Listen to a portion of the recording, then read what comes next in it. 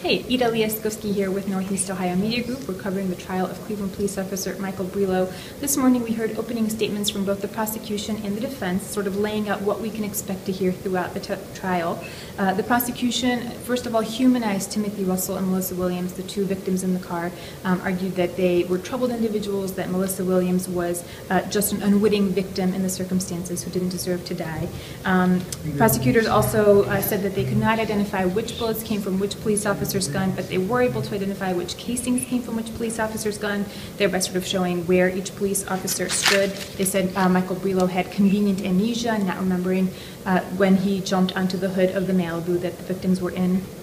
And they also argued that the victims were likely alive when Mr. Brelo shot them, and that Mr. Brelo acted unreasonably above and beyond what the other police officers did, that he was not at war, and that he could have stopped before. On the defense's side, they argued that all the officers thought that their life was at risk, that the two individuals in the car were armed and were shooting at them, and so they were responding to that threat. That 12 officers were found legally to be okay in their actions, and that Mr. Brelo was just being used as a scapegoat by the prosecution, that another officer had already fired bullets that may likely have killed Timothy Russell and Melissa Williams, so it couldn't have been Brelo that killed them, and that the shooting was not racially motivated, but that Mr. Brelo's actions were justified given the circumstances.